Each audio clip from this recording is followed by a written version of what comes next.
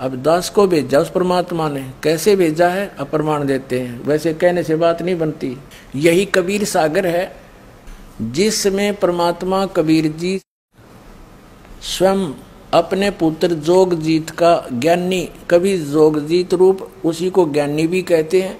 तो क्या बताते हैं, जब जोगजीत का रूप धारण करके ये कभी ज्ञानी रूप धारण कर लेते हैं अपने पुत्र का, आप स्वयं ही आते हैं वो परमात्मा। तो वहां जब प्रथम बार आए परमात्मा, ये देखो सबसम वेद बोध, कबीर सागर में सबसम वेद बोध पृष्ठ 121 पे, इसमें क्या लिखा है, निरंजन वचन सतयुग त्रेता द्वापर माही, तीनों युग जीव थोड़े जाही। अब परमात्मा के साथ जो गोष्ठी हुई थी उसका अंश दिखाता हूं थोड़ा सा। और चौथा युग जब कलयुग आई, तब तब शरण जीव बहु जाई, ऐसा वचन हरि मोय दीजय, तब संसार गमन तुम कीजय। अब परमात्मा ज्ञानी वचन रूप बदल का रहे थे मालिक, ज्ञानी रूप में स्वयं कबीर साहब पूर्ण परमात्मा।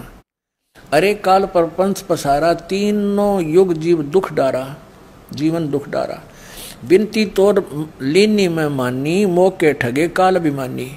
चौथा युग जब कलयुग आई, तब हम अपना वंश पठाएंगे हम अपना वंश। और काल पंथ छूटे नर लोई, काल के पंथ से सब छूटेंगे नर नारी।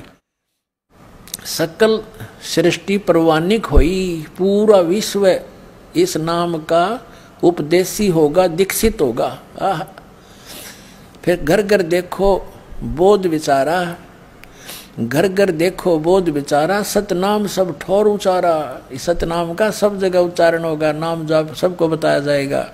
और 5505 जब ये वचन होगा साचा, कलयुग बीत जाए जब एता, सब जीव परम पुरुष पद चेता। ओए होए होए, हे मालिक, अब स्पष्ट कर दिया परमेश्वर कबीर जी ने कि दर्पदास, मेरी उसकी वार्ता हुई थी, तब मैंने ये जो आज मैं बोल रहा हूँ ना, अपना वंश भेजूंगा, सबको पूरा विश्व नाम लेगा, इस सतनाम का जाप किया करेंगे और सतयुग जैसा माहौल बनेगा ऐसा। तो ये मेरे वचन धर्मदास, जब युग कलयुग 5505 बीत जाएगा तब सच्चे होंगे।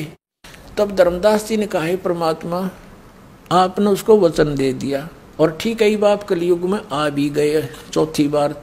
परमात्मा ने कहा, चारों युगों में आया हूँ मैं, लेकिन उस समय मैं बहुत कम जीवों को समझाया। अब कलयुग में धर्मदास मैं सबको पार करूंगा, जो इस नाम को ग्रहण कर लेगा और मेरे ज्ञान को मान लेगा। तब इस काल ने क्या कहा था वहां पर कि जाओ जोगजीत संसारा, जीव न माने कहा तुम्हारा। कहते हैं तेरे नाम से मैं 12 पंथ चलाऊंगा, 12 पंथ करूं मैं साजा, नाम तुम्हारा ले करूं आवाजा। इन 12 पंथ नाम जो ले वो हमारे मुख में आन सबोई, और अनेक पंथ चलाऊं या विद जीवों को भरमाऊं। जाओ जोग जीत संसारा, जीव न माने कहा तुम्हारा। जीव तुम्हारा वचन नहीं माने और हमारी ओढ़ हो बात बखाने, हमारे पक्ष में खड़े होकर तेरे साथ विवाद करेंगे। कलयुग में ऐसा कर दूंगा और तेरे नाम ते, कबीर कबीर के नाम ते सारे गुण गाओगे, कबीर साहब कबीर साहब, और सारे नकली पंथ काल के दूतों से चलवा दूंगा। और जब तू जाएगा या कोई तेरा संदेश वाहक जाएगा सच्चा, तो उसकी कोई नहीं सुनेगा। उस समय सभी कोई देवी देवता पूजन पे, कोई मंदिर तीर्थ के पूजने पे, कोई मंदिर मस्जिद गुरुद्वारों तक सीमित कर दूंगा और तेरे नाम तो कबीर पंथ के नाम से 12 पंथ चला दूंगा। तब कबीर साहब ने सारा कुछ बताया धर्मदास जी को। धर्मदास जी चिंतित हो गए कि हे परमात्मा, एक तरफ तो आप कह रहे हो कि मेरे वंशों को आप पार करोगे, मेरे वंशजों को। हे मालिक, आपकी कोई सुन ही नहीं रहा, आपके साथ कैसी बदतमीजियां कर रहे हैं, आपके पत्थर मार रहे हैं, झेरे कुएं में डालकर ऊपर कंकर भर दिया आप में। दाता, आप तो समर्थ हो, आप बचे हुए हो। तो दाता, आप कह रहे हो कि आगे तो घोर कलयुग आएगा, अभी तक तो इंसानियत शेष है इंसानों में मालिक, भगवान का डर भी है, लेकिन आगे कहो फिर वो पिछली पीढ़ी में पार करोगे तब तो और जुल्म हो जाएगा। तो जब कैसे आगे कैसे पार कर पाओगे आप इन अपने बच्चों को?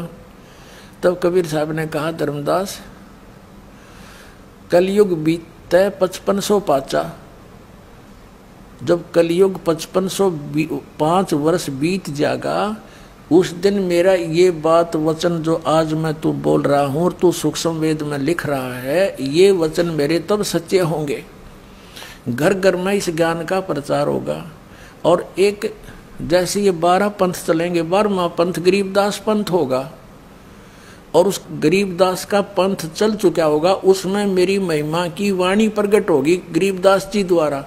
और गरीबदास जी को मैं वो सही मंत्र दूंगा सारे, और वो लिख देगा ग्रंथ सा अपनी वाणी में, लेकिन वो प्रदान नहीं करेगा किसी को, उसको हम आदेश देंगे।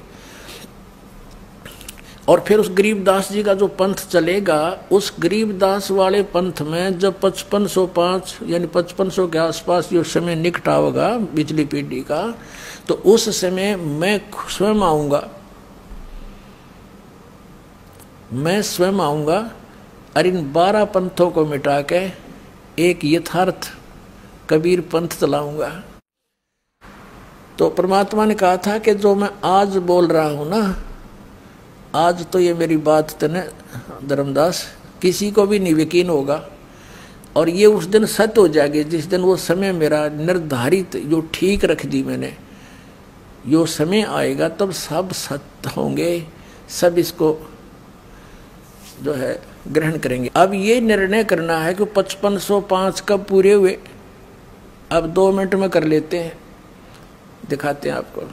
अपने आत्माओं, अपने हिंदू समाज में शंकराचार्यों द्वारा दिए गए ज्ञान को हम ऑथेंटिक मानते हैं।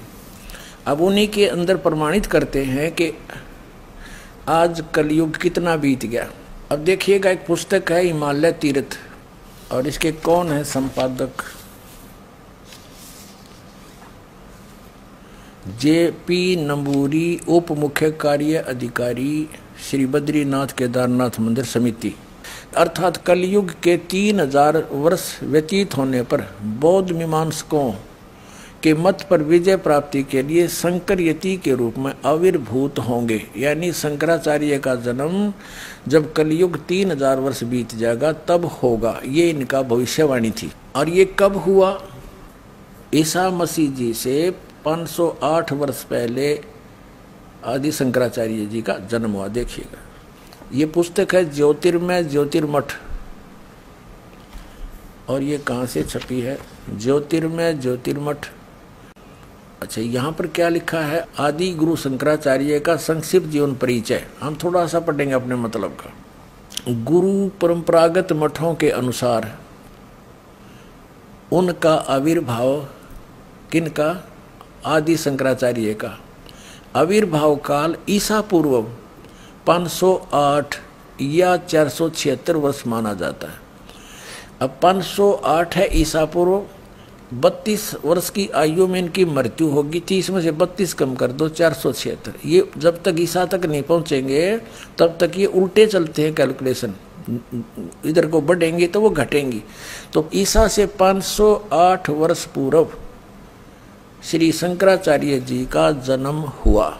ठीक है, अब इधर से हम गिनेंगे तो ईसा जी का जन्म हम सन 2000 से काउंट करें, आसानी से हो जाएगा। सन 2000 को आदि शंकराचार्य को कितना समय हो गया था जन्म हुए ने? 2508 वर्ष, सन 2000 को। और उस समय कलयुग कितना बीत चुका था? इन्हीं के उस ज्योतिर्मठ, ज्योतिर्मय ज्योतिर्मठ पुस्तक के आधार से उसमें ऊपर से गिनेंगे तो 3000 वर्ष कलयुग बीत चुका था। और जब उनका जन्म हुआ तो अब से गिने तो उस समय को जब 3000 वर्ष कलयुग बीत गया था, सन 2000 से गिने तो 2508 वर्ष वो जोड़ दें उसमें, तो 2000 सन 2000 को योग कलयुग कितना बीत गया था?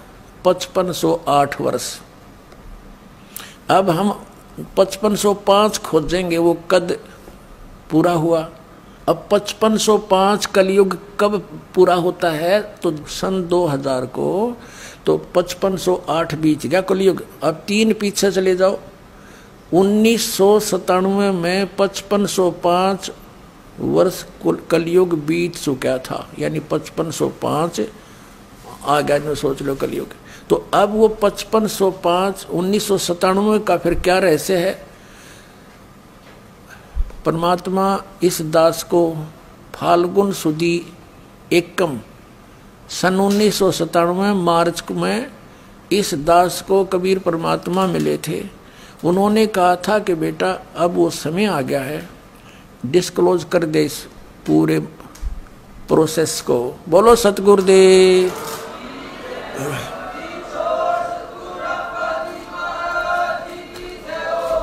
तो अब 1997 में दास को मिला था, तो उन्होंने कहा था अभी मेरे मिलने का समय तो डिस्क्लोज ना करिए कि मैं तुझे मिला हूं, ये अभी बताना नहीं, कुछ दिन रहस्य रखना फिर बताना। सन 2005 में इस दास ने एक पुस्तक लिखी थी भक्ति और भगवान। उसके अंदर प्रमाण की दिया था कि किस किस को वो मालिक मिले, कैसे उस दृश्य को सतलोक को देखा, वापस छोड़ा, कौन से मंत्र दिए। तो उनके साथ साथ दास ने कहा था कि इस दास को भी मिले और इस समय मिले। और एक पुस्तक है आध्यात्मिक ज्ञान गंगा, ये सन 2008 से चल रही है। उस समय से इसके अंदर भी एक चैप्टर है, उसमें दिखाता हूँ दास ने इसका पहले वर्णन कर रखा है। ये ना सोचना कि अभी बनावटी बातें बना रहे हैं, नहीं, ये पहले से ऑलरेडी लिखा हुआ है। 1994 में दास को ये नाम मिला, ये मंत्र आदेश दिया मेरे गुरुदेव ने नाम देने का। तो 1994 में स्टार्ट हुआ, 95 96, इन 2-2.5 साल में कोई ज़्यादा संगत हमारी बनी नहीं। तो कहने का भाव ये है कि तब परमात्मा ने 1997 में कह दिया कि अब इसको खुले दिल से दे दे, अब सब देख लेंगे, इनको हम चलने दे। अब देखो, ये आध्यात्मिक ज्ञान गंगा है पुस्तक, ये आपको पढ़ने को मिलती है, यहाँ से ले सकते हो। इसके 538 पृष्ठ पे एक अध्याय है यथार्थ कबीर पंथ परिचय। यहाँ नीचे है मुझ रामपाल दास को परमेश्वर कबीर साहिब जी संवत 2054 फाल्गुन मास शुक्ल एकम पक्ष एकम मार्च 1997 को दिन के 10 बजे मिले थे तथा सार शब्द की वास्तविकता तथा संगत को दान करने का सही समय का संकेत देकर अंतर ध्यान हो गए थे। इसको अगले आदेश तक रहस्य युक्त रखने का आदेश दिया था। किसको? कि मैं तुझे मिला हूं, अभी ना बताना, कुछ दिन किसी का यकीन नहीं होगा, तू झूठा पड़ेगा। तो दास ने फिर लिख दिया, फिर आगे लिख दिया, विशेष किसी को 10 बताया नहीं, लेकिन ये आज क्लियर होना था 2012 में। इसमें डूंडा पटेगा, पूरे विश्व में तहलका मचेगा, सत्य एक ही रह जाए कबीर भगवान का। पुण्यात्मा त्यागो उनको, और इतने प्रमाण दे दिए, दास को भेज रखा परम पिता ने खुल्लम खुल्ला कहा, ये दास पूरी पृथ्वी पर ज्ञान नहीं जो इस दास के पास है, और अपना कल्याण कराओ। बोलो सतगुरुदेव।